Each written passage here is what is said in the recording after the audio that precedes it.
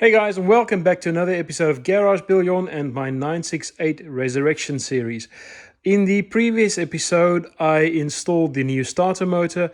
We took off a bunch of plating under the car and I started washing and cleaning the areas that are very badly contaminated with mud.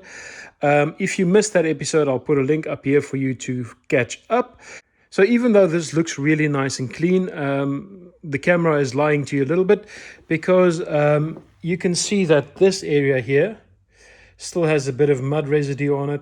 There's also some areas in the boot back there that still has a little bit of mud residue. And everywhere I look, I can still see some traces of it. Even right there, there's a little stripe of mud still left. This is a very sticky kind of clay-like mud. So it's quite tough to get off, but I'm still very happy with where I got to. That was great for the first try. And then getting back to some of the comments that I got from you guys.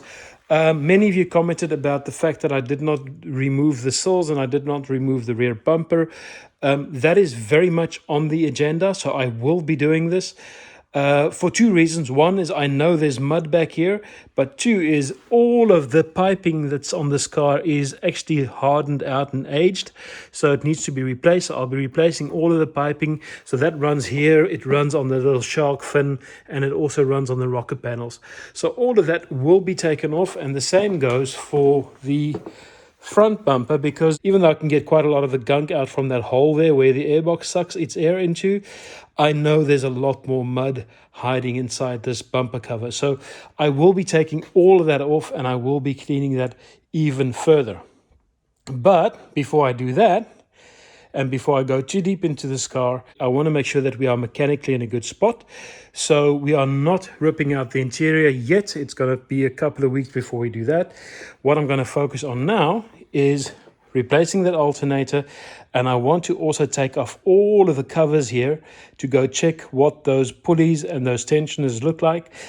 So while you guys watch the intro, I'm going to get the car back onto the quick jacks and we'll start the first steps of rejuvenating this drivetrain.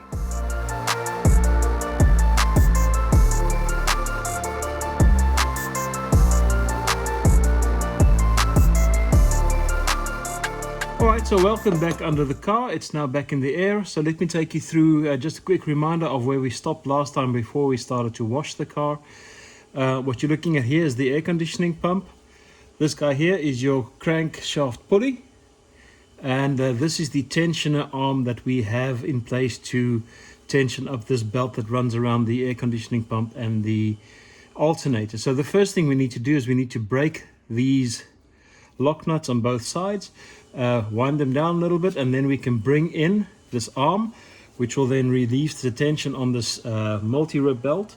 And then we'll pop that off, and then once we've got that off, we'll probably take off this bolt here as well. And then we'll be able to move the air conditioning pump out of the way so I can get to that alternator to remove the bolts from there.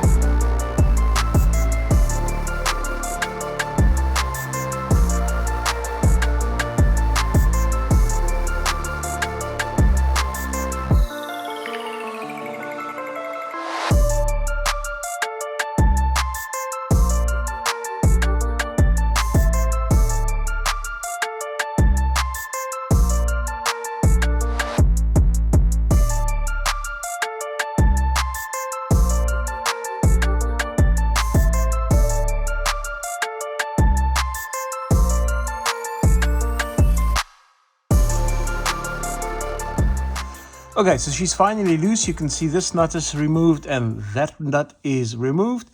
Important to remember is that this is a normal thread and this guy is reverse thread.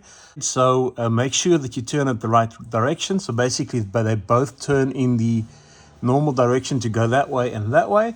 And if you don't do that, you will never get this nut off. And I can see someone else has been struggling on this nut before. But yeah, remember it's reverse thread. So what I'm going to do now is just ease off the tension on this arm, and then I should be able to get this belt off the pulley.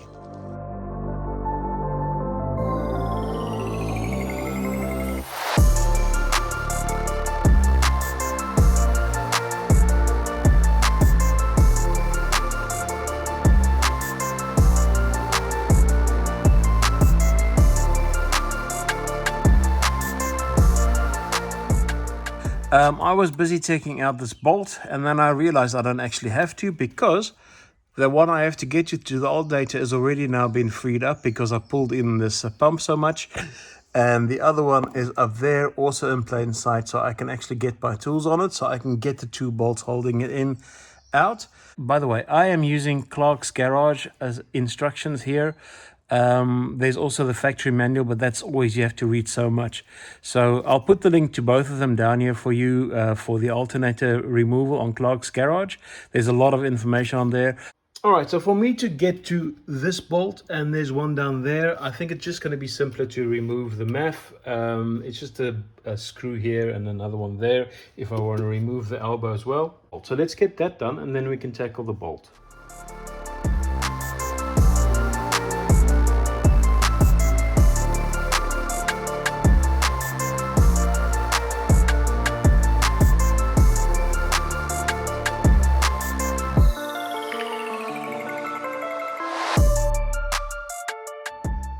Yeah, so I would be lying if I said I wasn't a little bit freaked out by this extreme oxidation that I'm seeing in here.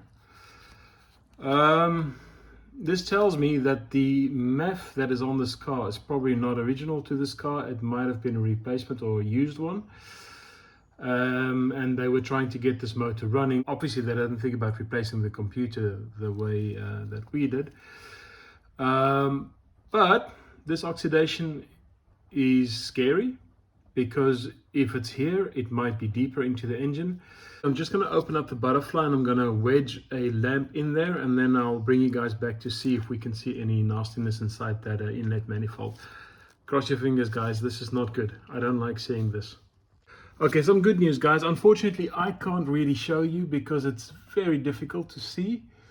But I can tell you that there is no oxidation beyond the butterfly.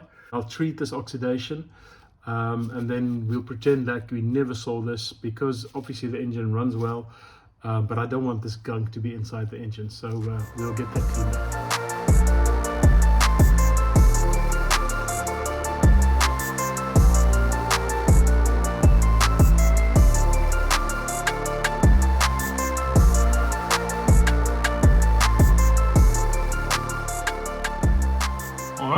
Looks a lot better. So all of the oxide's gone. So I think this oxidation was just the result of the airbox being wet and this whole area being very moist, but it really cleaned up nicely. Not too worried about that. And I know what you guys are all thinking. You are all thinking, but what does those cylinders look like? And I'll tell you what, I'm not going to show you, not yet, because I like to think that this engine is good, and I'm going to ignore the fact that there might be water in there somewhere. So maybe next episode, maybe the one after that, eventually I'll show you, because we have to change the spark plugs to give it a service. But for now, I want to pretend that everything's okay, and I still think it is, even though I discovered this. So that was a bit of a departure. I didn't plan on seeing this, but let's get back onto this alternator. Looking at how shiny the pulley is, I think the squeaking might indeed have been the tension on the belt. But anyway, let's get those 2 bolts out.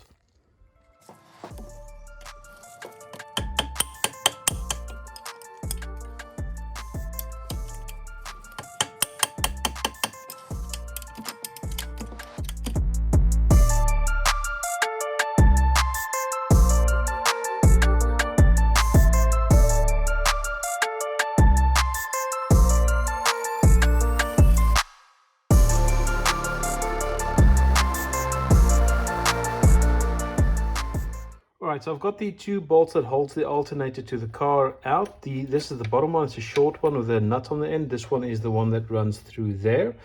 So in theory it's loose and it's just hanging on there with friction at the moment. I do need to remove the wiring harness that's back here, but I think that's going to be tough to get to. So I'm going to see if I can lever off the alternator and just bring it a little bit forward so that I can release those cables from the back.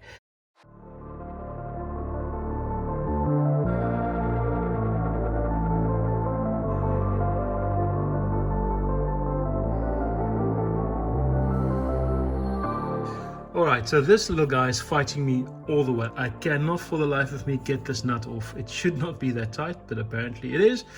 Added to that, I'm seeing, and I think maybe if let me see if I can get to it. you can see the copper wire, which means this harness, like so many other Porsche harnesses for the starter and the alternator, is no longer any good, so I need to get a new one. So I'm going to keep on going at this, but I thought I'll show you guys what I'm struggling with.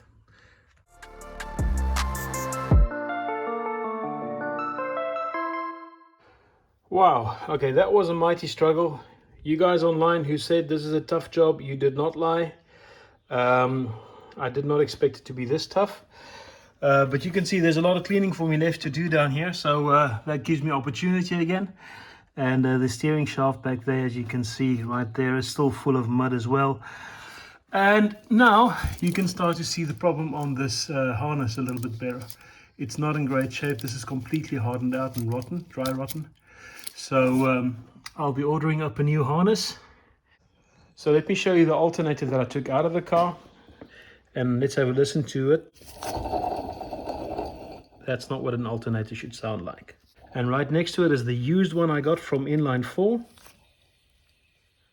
It's a lot better. This is not perfect by any means, but this will do the job. I will replace the voltage regulator that sits here on the back just to be sure. But the problem is I just went and asked my part supplier if he can send me one of these cables, and the answer is no. Porsche does not make them, which means he does not stock them. So I'll have to go to a specialist wiring company to get this harness made up. There are a couple of them online, but what this means is that I won't have this within the next couple of days like I usually do. So work on the 968 for now has halted until that harness comes in, which I think will be about a week or two. But fear not, because I went to the storage unit and I collected my 924 Turbo. I'm taking this car to the Mark Classic, which is being held in about a week or two's time. And it needs a couple of things doing. It's a great car, it runs great, but I want to make sure that she's ready for the journey of 1,500 kilometers. One of the things that's bugging me is that this window regulator has stopped working. I actually rebuilt this about a year ago and somehow it's not working anymore. The other thing is I want to replace the gearbox mount on the back here because it's really worn out. And maybe I'll even get to do the engine mount on the front. So if you are not subscribed to my channel yet and you like the kind of content I make with this 968 and you are interested to see what I'm going to do with this turbo and also with my Safari in a couple of months time, make sure to hit that subscribe button and you will be notified when my next video goes online, which I hope to be in a couple of days from now. But unfortunately, this is as far as I can go with the 968 today. So until the next time, goodbye.